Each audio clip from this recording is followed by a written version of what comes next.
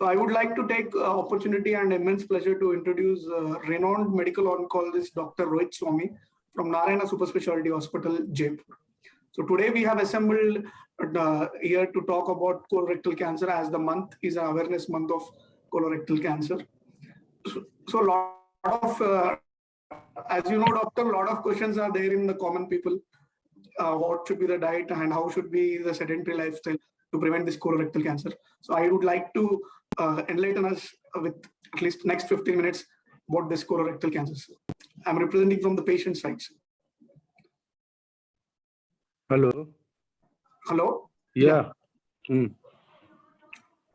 So starting with that, sir, what is this colorectal cancer basically? क्या होता है sir? What is? So what we can say is, जैसे हम कह सकते हैं कि जो बड़ी आंत होती है, छोटी आंत जहाँ से खत्म होती है और वहां से लेके जहाँ हम स्टूल पास करते हैं, जिसे एनस बोलते हैं, तो बड़ी आंत का कैंसर, रेक्टम का कैंसर, एनस का कैंसर, इसको एक कंबाइंड टर्म के अंदर हम कोलोरेक्टल कैंसर कहते हैं। और मार्च को हम कोलोरेक्टल कैंसर अवेयरनेस मंथ की तरह मानते हैं, तो we should discuss about this colorectal cancer. तो इस बड़ी आंत के अंदर अगर कहीं भी कैंसर होता है, एडिनोकार्सिनोमा हो या एनल कैनाल के अंदर स्क्वेमस सेल कार्सिनोमा होता है, तो इस कैंसर को हम कोलोरेक्टल कैंसर के ग्रुप के अंदर रखते हैं एंड फिर स्टेजेस के हिसाब से एंड साइट ऑफ ओरिजिन के हिसाब से फर्दर ट्रीटमेंट प्लान किया जाता है। एक्चुअली क्या कॉज क्या है सर इसका कोलोरेक्टल कैंसर का? देखिए, कोलोरेक्टल कैंसर के काफी कॉजेज होते हैं। हम बेसिकली इनको दो चीजों में डिवाइड कर सकते हैं। एक कॉज जिनको मॉडिफाई कर सकते हैं, एक कॉज जिनको मॉडिफाई नहीं कर सकते। तो जिन कॉजेज को हम मॉडिफाई नहीं कर सकते, उसके अंदर तो बढ़ती उम्र है, साथ में हमारे पास कोई फैमिलियल रिस्क हो, जैसे कि हमें कोई जेनेटिक सिंड्रोम हो जिसमें फैमिलियर एडिनोमेटस पॉलीपोसिस होता है, HNCC होता है, ट्रूकट सिंड्रोम होता है, गार्डनर सिंड्रोम होता है। तो ऐसे कुछ सिंड्रोम्स होते हैं जिसके अंदर फैमिली में ही पेरेंट से बच्चों को, बच्चों को से बच्चों के बच्चों को ये कैंसर के जीन्स ट्रांसफर होते हैं और कैंसर होता है। इसके अलावा एक उम्र बहुत बड़ा चीज है। इसके अलावा जो आजकल हम इंसेक्टिसाइड्स, पेस्टिसाइड्स ले रहे हैं हमारे फूड के अंदर, उससे भी हमारे ऑलमोस्ट पूरे alimentary tract, upper GI as well as lower GI cancers भी बढ़ते हैं। जो मॉडिफाइबल रिस्क फैक्टर है जिन्हें मॉडिफाई कर सकते हैं, उसके अंदर ये है कि वेट हमारा कम रहे, हमारी जो इंटेक है उसके अंदर फाइबर्स काफ़ी ज़्यादा रहे, रफेज काफ़ी ज़्यादा रहे, और फैट और प्रोसेस्ड कार्बोहाइड्रेट और रेड मीट की क्वांटिटी कम रहे, अल्कोहल का कंजप्शन काफ़ी कम रहे, स्मोकिंग काफ़ी कम रहे, और एक्सरसाइज करें। कम से कम 7 दिन में से 5 दिन हम रोजाना 1 घंटे से 1.5 घंटे की विग्रेस एक्सरसाइज करें। ये सारी चीज़ें अगर हम करते हैं तो हम कुछ हद तक कोलोरेक्टल कैंसर होने के चांसेस को मॉडिफाई कर सकते हैं। आपने बोला कि ये इसका जीन्स होता है तो फर्दर जनरेशन को ट्रांसफर हो सकता है। ये कोलोरेक्टल कैंसर जीन्स होता है सर? म्यूटेशन भी हो सकता है क्या? बिल्कुल होते हैं। कुछ ऐसे जीन्स होते हैं जिन्हें ट्यूमर सप्रेसर जीन्स कहते हैं, जो कि ट्यूमर ना होने देते हैं नॉर्मल बॉडी के अंदर। जब इन जीन्स का म्यूटेशन हो जाता है तो कोलोरेक्टल कैंसर्स हो जाते हैं। और ये कुछ जीन्स होते हैं जो ट्रांसमिसिबल होते हैं, पेरेंट्स से बच्चों में जा सकते हैं, ग्रैंड पेरेंट्स से पेरेंट्स में आ सकते हैं। तो इस तरह से फैमिलियल कैंसर जो है, ये एक जनरेशन से दूसरी जनरेशन में हो जाता है।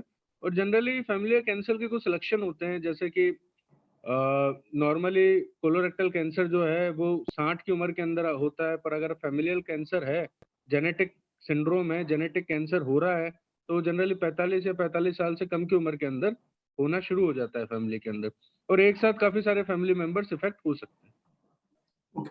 इसका साइंस एंड सिम्टम्स क्या हो सकते हैं सर? मतलब देखिए, कोलोरेक्टल कैंसर के साइन शुरुआत में तो काफी वेग होते हैं। मतलब इनको आइडेंटिफाई करना बहुत मुश्किल होता है। जैसे कि आपका जो नॉर्मल बाउल हैबिट है, वो आपका जो है वो चेंज हो जाना, जैसे कि कभी कॉन्स्टिपेशन हो जाना, कभी बहुत ज्यादा लूज मोशन हो जाना, एब्डोमेन के अंदर क्रैम्पी पेन्स होने, कोलिकी पेन्स होने। इसके अलावा अगर रेक्टल कार्सिनोमा, एनल कार्सिनोमा है, सिग्मोइड कार्सिनोमा है, तो लेट्रिन के रास्ते ब्लड आना, मोशन के साथ मिक्स्ड ब्लड आना है, मोशन होने के बाद मिक्स्ड ब्लड आना, एब्डोमिनल पेन होना, पेट में दर्द होना, ये सारे सिम्टम्स कोलोरेक्टल कैंसर की तरफ जा सकते हैं। ओके, खाली ये पुरुषों का है sir? Men and female also will be get? Colorectal cancer male और फीमेल दोनों के अंदर होता है। हम ये कह सकते हैं मार्जिनली मेल के अंदर कोलोरेक्टल कार्सिनोमा के चांसेस ज्यादा होते हैं, और वो भी बिकॉज ऑफ एडिक्शंस जो हैं जिनमें अल्कोहल का कंजप्शन ज़्यादा होना और स्मोकिंग वगैरह होना। बाकी फीमेल और मेल में दोनों ही जेंडर्स के अंदर कोलोरेक्टल कैंसर जो होते हैं वो काफ़ी कॉमन है और ऑलमोस्ट दोनों ही जेंडर के अंदर 4th नंबर में सबसे कॉमन कैंसर है।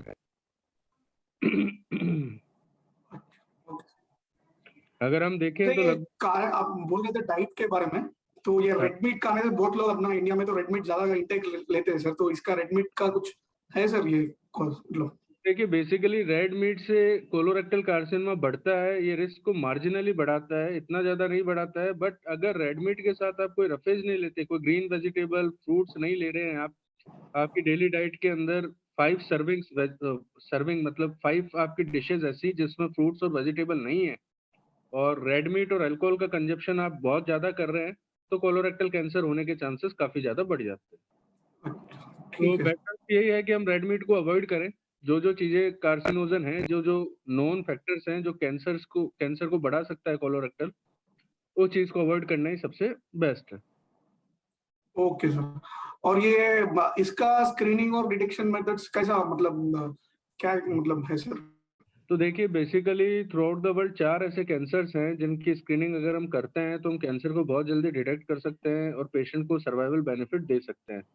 सबसे पहले तो स्क्रीनिंग का मतलब समझना है हमें। स्क्रीनिंग का मतलब ये है कि एक नॉर्मल ह्यूमन है, नॉर्मल मेल या फीमेल है, उसे किसी तरह का कोई सिम्पटम नहीं है, किसी तरह की कोई बीमारी नहीं है। फिर भी एक पर्टिकुलर टाइम के अंदर वो हॉस्पिटल जाता है, अपने ऑन्कोलॉजिस्ट से मिलता है, कुछ पर्टिकुलर टेस्ट कराता है, ताकि अगर गलती से उसके शरीर में कैंसर पनप रहा है तो शुरुआत की स्टेज में डायग्नोस हो जाए और तुरंत ट्रीट हो जाए। तो कोलोरेक्टल कैंसर के लिए जो स्क्रीनिंग प्रोग्राम है वो ये है कि 45 साल या उससे ज़्यादा के पुरुष या महिला जो हैं, वो हर 5 साल के अंदर सिग्मोइडोस्कोपी कराएँ या हर 10 साल के अंदर कोलोनोस्कोपी कराएँ और हर साल स्टूल ब्लड टेस्ट कराएँ। ये 45 साल के बाद हर एक इंसान को फॉलो करनी चाहिए, चाहे मेल हो, चाहे फीमेल हो। और इसके काफ़ी फ़ायदे हैं। अगर गलती से किसी को कैंसर हो तो स्टेज 1 के अंदर ही डायग्नोस हो जाता है और पूरी तरह से क्योर हो जाता है। इसके अलावा जिनकी फैमिली में फ़ैमिलियल कैंसर है, मतलब एक या एक से ज़्यादा मेंबर को कोलोरेक्टल कार्सिनोमा या प्रोस्टेट कैंसर या ब्रेस्ट या ओवेरियन कार्सिनोमा है और अगर ये सारी चीज़ें हैं, तो जो यंगेस्ट मेंबर जिसको कार्सिनोमा हुआ है, कोलोरेक्टल कैंसर हुआ है, जैसे कि किसी के फैमिली में 40 साल की उम्र में किसी को अगर कोलोरेक्टल कैंसर हुआ है, तो उनके फर्स्ट डिग्री रिलेटिव को ये स्क्रीनिंग 10 साल पहले ही शुरू कर देनी चाहिए। Okay sir. अच्छा, आपने कोलोनोस्कोपी बोला है सर, कोलोनोस्कोपी से पेशेंट को कुछ तकलीफ होता है सर, पेनफुल प्रोसीजर? नहीं, कोलोनोस्कोपी बिल्कुल भी पेनफुल प्रोसीजर नहीं होता है और हल्के से सेडेशन के अंदर हो सकता है। जनरली 80% लोगों को तो सेडेशन की भी ज़रूरत नहीं पड़ती है, पर हल्का-सा सेडेट किया जा सकता है जिससे पेशेंट को नींद आ सकती है और आराम से कोलोनोस्कोपी हो जाती है। पेनफुल नहीं होता, थोड़ा-सा डिस्कम्फर्ट डेफिनिटली होता है, बट ऐसा कोई पेनफुल प्रोसीजर नहीं है, जिसे करने में अच्छा। परेशानी आए। अच्छा सर, कमिंग टू द ये ट्रीटमेंट है ना सर, ये इसका क्या ऑप्शन है, मतलब ट्रीटमेंट करना है तो? ये कोलोरेक्टल कार्सिनोमा का ट्रीटमेंट स्टेज के ऊपर डिपेंड करता है। स्टेज 1 से 3 क्योर रेट बहुत ही अच्छी है। इवन स्टेज 1 की क्योर रेट तो अराउंड मोर देन 95% है। स्टेज 2 को भी हम 92 से 95% बोलते हैं। Stage 3 is around 80 to 85% curable. Stage 4 के अंदर भी अगर ओलिगोमेटास्टैटिक डिजीज है तो हम बोलते हैं कि 30% चांसेस हैं कि वो भी क्योर पूरी तरह से हो सकती है, अगर वो रिसेक्टेबल में कन्वर्ट हो गई तो जनरली जो ट्रीटमेंट मॉडलिटीज हमारे पास रहती है वो होती है कीमोथेरेपी, सर्जरी। कोलोरेक्टल कार्सिनोमा में रेक्टम को अगर छोड़ दें तो कोलोन कार्सिनोमा में रेडिएशन का कोई रोल नहीं है। रेक्टम और एनल कैनाल में रेडिएशन की भी जरूरत है। और बेसिकली अगर कोलोन की केवल बात करें तो अगर कोलोन जो है लोकली एडवांस्ड है तो पहले कीमो देते हैं, फिर सर्जरी फॉलोड बाय कीमोथेरेपी। अगर रेक्टल कार्सिनोमा है तो पहले कीमो रेडिएशन देते हैं, उसके बाद सर्जरी और कीमोथेरेपी। अगर एनल कैनाल का कार्सिनोमा है तो कीमो रेडिएशन ही सफिशिएंट होता है।